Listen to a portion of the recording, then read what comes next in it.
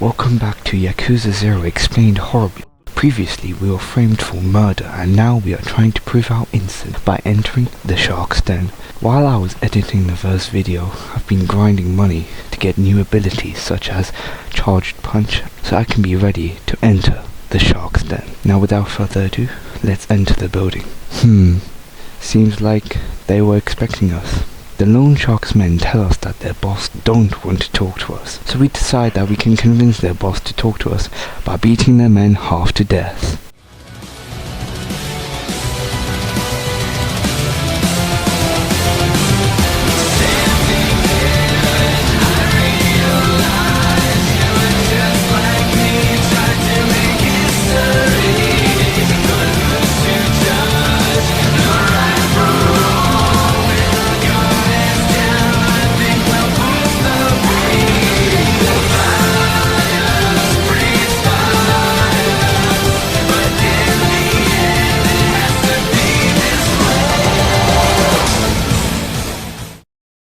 We finally make it to the loan shark's office, but he pulls a gun on us. But because the weight of our balls of steel, it creates a gravitational pull that causes the shark to drop his gun. The loan shark reveals that he was told by someone to set us up. Before he could say their name, Kuz shows up. This means that Kuz was the one behind the setup. Kuz complains that we are here doing dumb stuff instead of turning ourselves in, then proceeds to give us a sucker punch in the gut. Excuse me, but I just found out that it was you who set me up. You have the audacity to complain to me and punch me? Cruz offers us a ciggy and sits down. He proceeds to explain to us how cool Kazama is, because Kazama runs an orphanage called the Sunflower Orphanage, where he takes in kids and help raise them. But Cruz says that this is brainwashing because Dama Dame would give up his life for Kazama. Kiryu gets annoyed and says to get straight to the point. Cruz asks us to spy on Kazama in order to get a key piece of information that will be vital to get the empty lot. If we do this, he will help us climb the ranks of the Yakuza and he'll give up the guy who murdered poor broadcast man. Cruz gives us a choice to either join him or go down with Kazama's ship. But because we are literally that guy, we reject the offer. We leave the building and we get a pager with an unknown number, but we assume it is Nishiti. Not this again. After another 40 hours of grinding, I gamble my life savings away with a dream machine. And also we find a payphone. We call Nishiti to ask if it was him that paged us. Turns out it was him. Nishiti explains that he is at Kazama's office with Kashiwagi-san, who is Kazama's right-hand man, to get some advice. Nishiti asks us what we found out, but we say it's better we tell him face to face. Nishiti says that we should come quick because Kashiwagi-san has some vital information. We hang up and head to Kazama's office. Sorry, excuse me, coming through. We're in a rush here. Oh, sorry man, just gotta go. What is it, man? Sorry I bumped into you. Whoa, hey. Damn, you can start fights by bumping into people? Damn, people around here do have a short fuse. Alright, let's get this over with. Come here, bro. Pow, punch, wapow. Is that a giant cone? Damn. Hey, I was just trying to move, man. Just want to grab you. I want to smash you against this car here. Ugh, sorry I dented your fender, bro. Come here, hey, move. Yeah. Come here, bro. Whoa. Come here, little bro. Pow.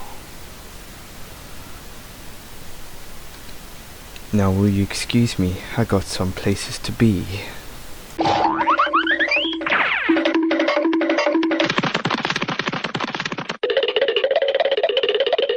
Once we reach the office, we meet Nishiti and Kashiwagi. Kashiwagi straight up says that Cruz must have approached us and offered us to sell out Kazama. Damn, nothing gets past this guy for real.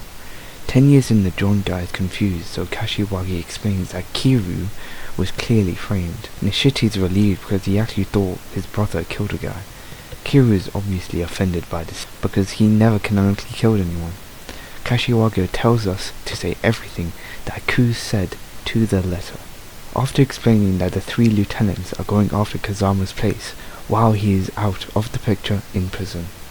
We ask about the empty lot and what Kashiwagi knows about it.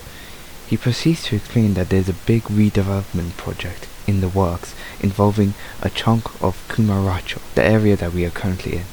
Nishiti says that they've been buying up land and buildings owned by a bunch of different people to bundle it together and resell it for major profit. Kashiwagi says that the empty lot is in the middle of the redevelopment plot, and that if the Dojima cannot get the empty lot, it will be impossible for them to sell any of what they've already bought. No one has been able to make a move on that lot because the owner has gone missing. Kiryu says that Kazama has a key piece of information that will help Kuz to get the empty lot. Kashiwagi knows nothing about what Kazama knows. Nishiti assumes that the information must involve the missing owner. Kashiwagi makes sure that Kiryu and Nishiti knows that they are balls deep into this dire situation, with Kazama and Kiryu in the crosshairs. If they make Kiryu out to have murdered a civilian, they can demand accountability from Kazama. If Kuz gets the empty lot and becomes Dojima's captain, Kuz will drive Kazama out of the Dojima family entirely. With Kazama in prison, he cannot stop Kuz from carrying out his evil plan. Kashiwagi explains that most homeless suicides are ex-Yakuza. Kiryu adds that the only way to prove his innocence is to find the real murderer. However, the murderer is in Kuz's pocket. Nishiti says that if we don't do anything, Kiryu will be thrown into the slammer. But Kashiwagi says that if we make one wrong move, we will give them a reason to kick Kazama out of the family. Kiryu has a plan to take responsibility for it alone, and that is to leave the Dojima family effective today. Once we are out, we will put pressure on Kuz and get him to give up the killer. Nishiti is absolutely flabbergasted by this and asks Kiryu if he took his meds, because Kiryu is insane, thinking that they'll let a Yakuza only 3 years deep into his oath leave in one piece. Nishiti says that he will not walk out alive if he tells Kuz that he wants to leave, but Kiryu states that he will not talk to Kuz, but to Dojima himself. Kiryu tells Nishiti to get the car ready so that he can go to the family HQ, but Nishiti tells Kiryu that he's gone batshit insane. Kashiwagi agrees with Nishiti on this one. He gets mildly annoyed by this and asks that because you are a big strong man, you don't have to do what you're told. We give him a light-skinned stare and say yes. Kashiwagi gives us a hard swing round the jaw, calling us a sussy baka. We tell him that we are sorry and tell Nishiti to get the damn car. We leave the office and get into Nishiti's car and head to Dojima HQ. While we are in the car, we remember the time Kazama beat the crap out of us and Nishiti because we wanted to join the Yakuza. Nishiti asks what we were thinking about, and we say nothing. Nishiti says that he was remembering the same thing that we did, and added that we joined the Yakuza after that day. Nishiti knows us so well that he developed telepathic powers to know what we were thinking. Kiryu shits himself at the thought. We reach Dojima HQ and the guard asks us what are we doing here. We say that we are going to leave the Dojima family. The guard is also flabbergasted at this revelation. We enter the building where we see Kuz and a bunch of Yakuza in the room. We ask to see the boss, but Kuz says that he's watching his favorite anime show, Azumanga Daioh, and that if we have something to say, we tell him instead. Kuz starts yapping, but we say we only want to talk to the boss. Kuz gets slightly mad and gives us 2 sucker punches. He says that it is not too late to help Kuz to get that information. We reject the offer again and Kuz gives us another gut punch. He tells Yoneda, a Yakuza that outranks Kiryu, to kill us. Yoneda gives us a beating, but we tell Kuz that, are you really going to kill a family member without the permission from the boss? Kuz asks if we are tripping because we left the family. We say that is all we needed to hear. We give Yoneda a good old uppercut. Kuz asks what the hell are we doing because Yoneda outranks us. We tell him that we are civilian now, and that Kuz said it himself. We tell the room that if you want to step up, we are not going to pull any punches. Kuz tries to leave, but we say we ain't done talking, but he says that he is, and that if you want to talk to him, we'll have to get through these guys first. Yoneda asks if we are ready. Pfft, We were born ready.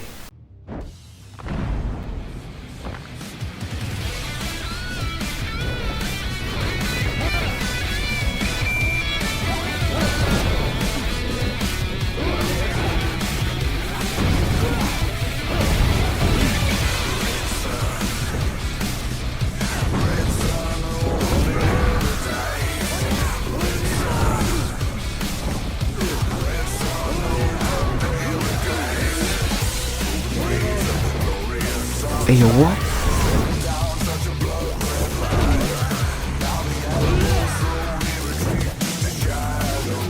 Oh, sir, it appears you have an iron deficiency. Here, let me fix that for you.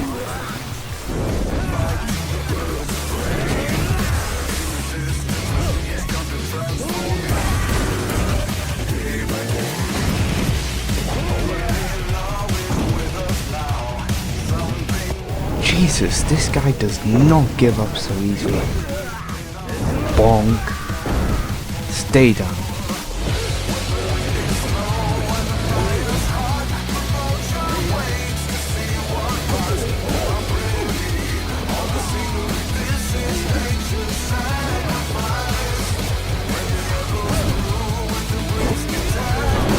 Hey, what? Again? Damn, this guy's as stubborn as William Afton. Let me sort this guy out.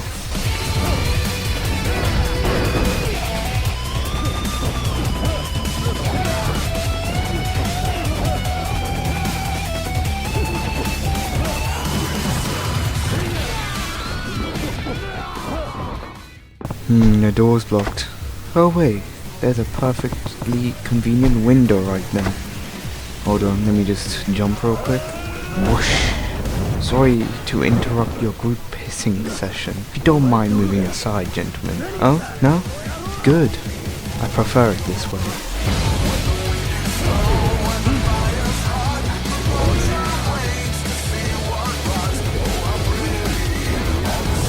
Oh shit, this is actually getting annoying now.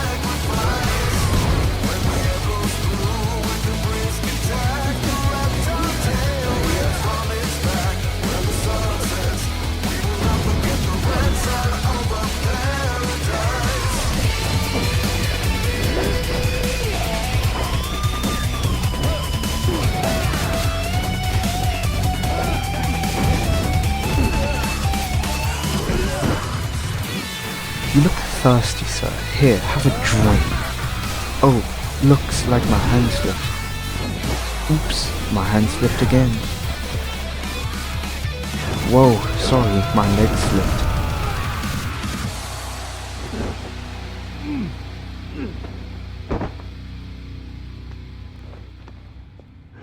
Nah, he'll be fine. The ground is made out of rubber. Once we leave the bathroom, we enter an empty room. Oh no, I know exactly what this means. I can see multiple drinks full of legal drugs to heal up.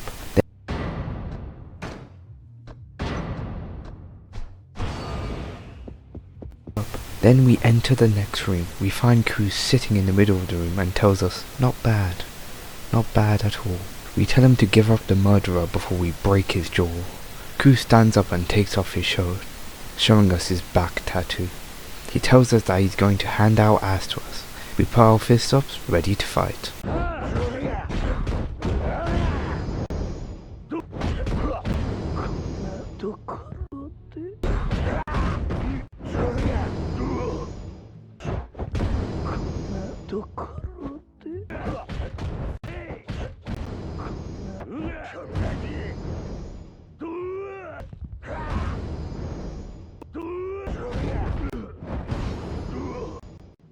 And holy shit, he was right. I like to call this first boss fight the skill check fight, because so far we have been completely demolishing his men, but he gives us a reality check that hits you like a truck. He shows us if we have been using all the mechanics we learned so far.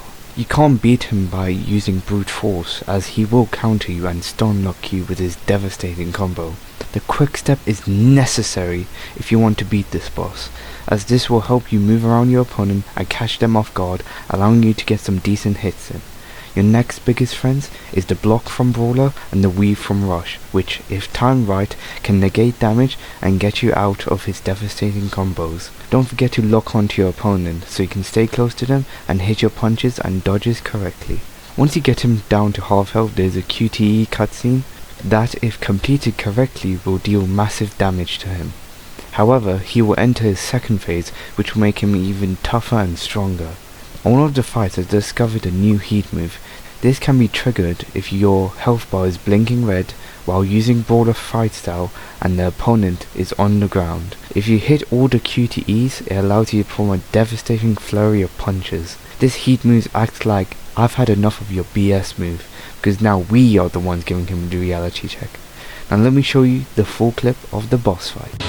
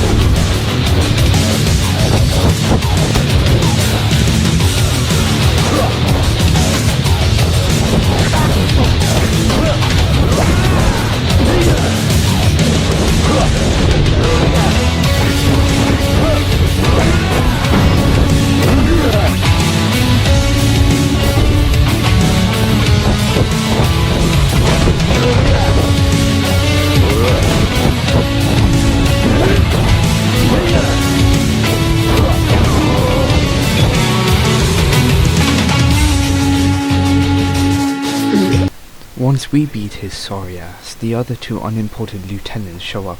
Ku say, "Ayo, can you help a homie out?" The two unimportant lieutenants stay silent as they make way for the man, the myth, the legend, Shohei Dojima, patriarch of the Dojima family.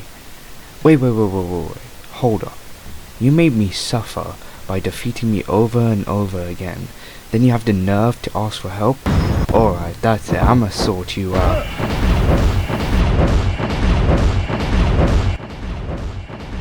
Should we intervene? Nah, just let him blow off some steam. Alright, I've had my fill, you were saying?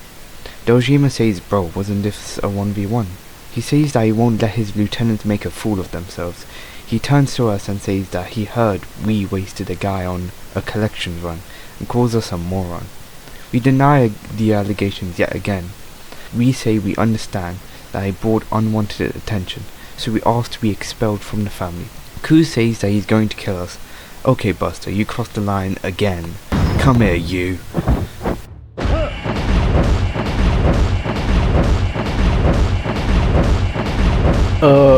Boss? Yeah, I know. It will be over in a second. Okay, back to what I was saying, boss. Dojima says to Kuz that, are you really going to kill a civilian? Stating that Kuz decided on his own to let us out of the family. Kuz tries to deny the allegation but fails a deception check and is caught lacking by trying to lie to the boss. They make Kuz cut off his pinky finger as punishment. Damn, this was so satisfying to watch. Once Kuz leaves the room with his four-fingered hand, Dojima makes it official that we have left the family. We thank Dojima, but he asks us why go through all this trouble just to get kicked out. We state that we did it so we can prove that us and Kazama are innocent. However, because we are civilian, we do not need to worry about catching the killer and proving us and Kazama innocent. Dojima says that because we left the family, the responsibility now falls on Kazama. Wow, this plan backfired horribly. Dojima tells us to get a job and live a nice life. We sit there kneeling on the ground thinking, what are we going to do now? We leave the building and head to the streets where we fall to our knees because we feel so lost on what to do next. But then, dun dun dun. And this ends Chapter 1, Bound by Oath of Yakuza 0. From now on, the next episodes will contain an entire chapter instead of splitting them into smaller videos in order to make them easier to follow the series. The next episode we will start Chapter 2 and find out who is this mysterious man. I can't think of any like goals right now, but don't worry, the next episode we will have like goals, so I can humiliate myself. Don't forget to like and subscribe and comment your favorite Italian dish. Mine is cannelloni, not to be confused with cannoli, because I haven't tried that yet. I'm sorry, I'm so pissed at Kuz. Come back here.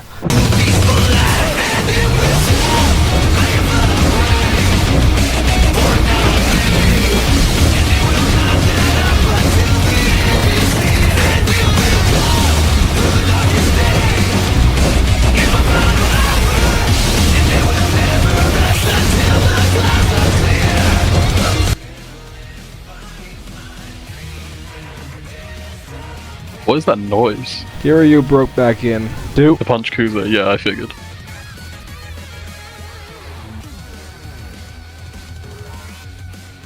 Is that the Stains of Time playing? Yeah, I thought so too. Wait, you played Metal Gear Rising? Yeah, bro, it's such a good game. What's your favorite boss? Mistral. Of course it's the thick Hey, woman. that's not... Yeah, sure, buddy. Hey, listen here, you little... No, No, it's like, look at them, they're thick. I'm surrounded by idiots. Metal